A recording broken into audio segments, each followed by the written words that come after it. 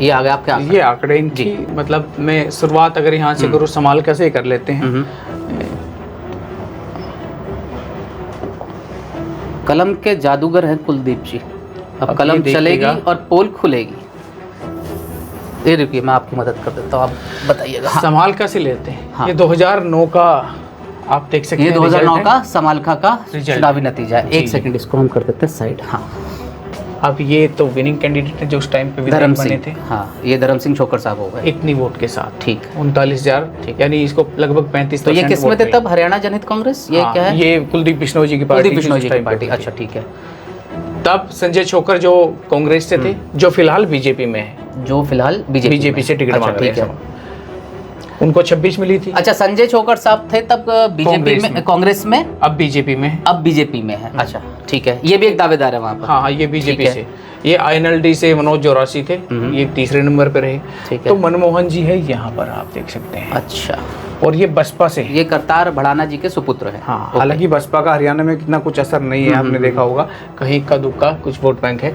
और इनको वोट मिला है 8,334, यानी करीब यानी 8.5% टोटल वोट। 7.5% भी नहीं। टोटल वोट्स का। हाँ, हाँ। और कुल वोट कितने पड़े थे?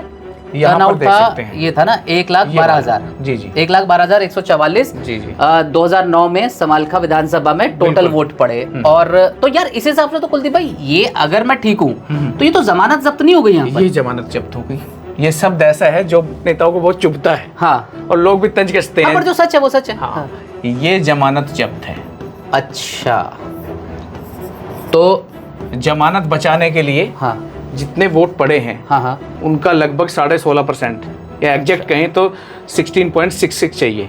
अच्छा, जैसे मान लीजिए 1 लाख वोट हुए, जैसे हाँ। 1,12,000 है, तो आपको तो 16,500 16,666 वोट कम से कम चाहिए जमानत बचाने के लिए। और 10,000 रुपए शायद चुनाव आयोग के पास विधानसभा में रखने पड़ते हैं। हालांकि वो पैसे की कोई बात नहीं होती। हाँ। वो एक तरीके से देखा जाता है कि इज्जत बच गई। हाँ, लेकिन नेता की। आपकी साख पे तो बात आ जाती है साख ना। पे बात हाँ, आती हाँ, है। हाँ। तो यहाँ पर जमानत जब्त। अच्छा, जमानत जब्त हो गई। 1,12,000 वोट पड़े, तो इनको 8,334 मिले। कायदे से कम जमानत बचाने के लिए मेरे ख्याल से 17,000 के आसपास मिलने चाहिए। बिल्कुल मिलने चाहिए थे जी।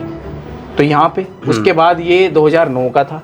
अच्छा, ठीक है। उसके बाद ये 2014 का है। हाँ हाँ। अब करतार जी हैं, यहाँ पे मनमोहन जी थे। अच्छा, ये मनमोहन जी थे, अब करतार जी आ गए। करतार जी हैं। करतार जी 2014 का चुनाव कैराना से लोकसभा का लड़ते हैं, RLD से। जी रहा, RLD से। RLD से, ठीक है जी। वोट मिलते हैं 42,706, यानी 11,19,324 में से ओहो, महज 42,000। ओहो हो।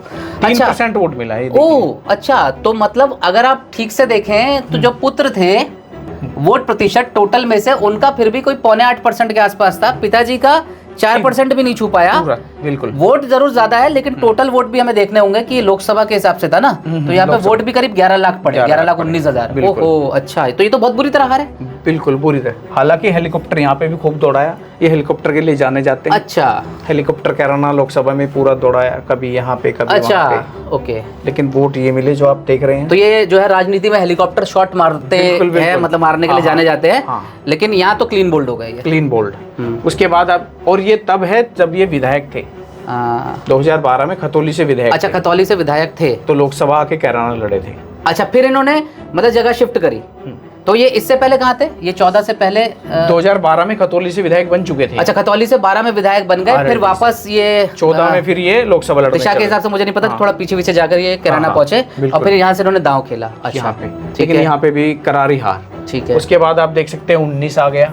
हाँ, 19 में आप सोच रहे हो कि कैराना, खतौली, चलो शामली, मुजफ्फरनगर तो पास में ही है, समालका भी पास में। ये तीनों अगर हम देखें, कैराना, समालका और खतौली, ये यूपी मान सकते हैं कि चलो ये 100-125 किलोमीटर के दायरे में, 150 में आ जाएंगे सब। उसके बाद आप कितनी दूर जा सकता है चुनाव लड़ने? एक सीट छोड़ सकता है आदमी, 50 किलोमीटर दूर बढ़ सकता है। लेकिन आप ये देखिए, ये पहुंचे हैं, ये कितने किलोमीटर दूर पहुंच गए? ये मध्य प्रदेश पहुंच गए। अब देखिए, अरे बाप रे बाप। अच्छा, तो ये पहुंचे करतार सिंह भड़ाना। जी, अच्छा, ठीक है। और ये करतार सिंह भड़ाना जी पहुंच गए मध्य प्रदेश। फिर से बसपा इनकी इस हाल में एक साथी जरूर है। अच्छा, सेफ्टी नेट है, मतलब कहीं से ना मिले तो बसपा है। तो लेकिन बसपा के बारे में कहा जाता है, हालांकि आरोप है विपक्षी जो बसपा के विरोधी है वो कहते हैं कि बसपा में टिकट लेना आसान होता है अगर you have the money and muscle power. भाई वो चुनाव में हम देखते भी हैं, एक एक दिन पहले टिकट ले लेते हैं, टिकट बदले भी जाते हैं। मतलब ये आरोप हमारे नहीं है बिल्कुल ये, लेकिन एक नहीं आंकड़े इस तरीके से बताते हैं, क्योंकि एट ए टाइम जब टिकट अदला बदली होती है तो कहीं ना कहीं संदेह होता भी है और ऐसे सवाल उठते भी हैं। और यहाँ पर भी इनका वही हाल हुआ। अरे बाप रे, ये यहाँ भी जमानत जब्त करा ली इन्होंने। देखिए आप 11,38,734 टोटल टर्नआउट था, यानी कि टोटल वोट पड़े। और बाप रे बाप, तो लगभग इनको जमानत बचाने के लिए 81-85 वोट चाहिए थी।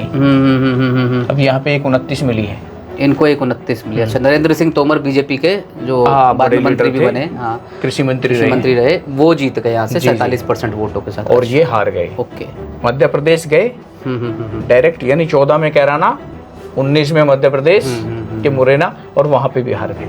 अब सोच रहे थे कि चुनाव तो वहां पे भी होंगे, कुछ भाग दौड़ वहीं पे की जाए।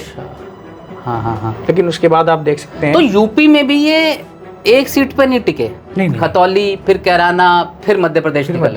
अच्छा, अब सवाल देखिए, सबसे बड़ी बात यही है, ये करतार जी है और ये सीट आ गई फिर वही खतौली वाली।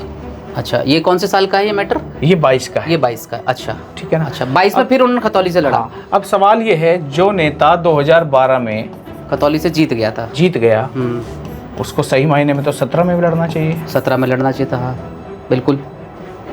तो 17 में कहाँ थे? अगर 19 में कहीं, ये 17 में गुम हो गई, छोड़ दिया। क्योंकि नेता एक सीट पकड़ता है, कार्यकर्ताओं को जोड़ता है, अपने मेजोरिटी बनाता है, नेताओं को गाँव गाँव धर संबंध बनाता है, लेकिन ये एक चुनाव लड़के फिर गैप दे देते हैं, कहीं और चले जाते हैं। अच्छा भैया, तो 5 साल मतलब इनका मन जो है वो रमता नहीं है एक जगह पे। नहीं, ये दूसरी बात ये भी, अगर 12 में आप 5 साल विधायक रहे तो 17 में अगर वोट मांगने जाओगे तो आप सवाल जवाब भी होंगे। हाँ, 5 साल का लेखा जोखा भी होगा। तो ये राजनीति के फ्रीलांसर है। जैसे जैसे मैं नौकरी छोड़ने के बाद जो मुख्यधारा की मीडिया है, मैं फ्रीलांसिंग भी कर लेता हूँ, है ना। कभी किसी के लिए लिख दिया, कभी कहीं वॉइस ओवर कर दिया, कभी कहीं स्क्रिप्ट लिख दी। तो ये राजनीति के फ्रीलांसर नेता है अभी यहाँ। अब ये फिर यहाँ पर गए, यहाँ पर भी इनको मतलब देख सकते हैं 14% वोट मिली, यानी जमानत यहाँ पर। तो यहाँ भी जमानत जब्त हो गई। तो कितने मौकों पे? 1, 2, 3 मौके पे कराई पिताजी ने जमानत जब्त, और एक मौके पे कराई पुत्र ने। जी ठीक है। इनके एक भाई भी हैं जी, अवतार सिंह, वो भी लड़े हैं। हाँ, चुनाव वो भी देश भर से लड़ते हैं। अच्छा, वो भी देश भर से लड़ते हैं, यूपी से। वो जैसे बताइए क्विकली जरा शॉर्ट में बताइए कहाँ से लड़े। उनकी कहानी तो अलग ही लेवल की है। अब अगर मैं लास्ट वाली दिखाऊं तो वो 2017 में चुनाव लड़े थे। यहाँ लिख दीजिए 2017 में। ये आप बात कर रहे हैं अवतार सिंह बढ़ाना जी। अच्छा, 2017 में वो बीजेपी से चुनाव लड़े मीरापुर से। अच्छा, जहाँ पर अभी उपचुनाव है। और वो महज 195 वोटों से जीते थे। अच्छा, ये बिजनौर वाली जो, ये मुजफ्फरनगर वाली मीरापुर, जहाँ से चंदन चौहान जी सांसद बने हुए, 195 से जीते थे।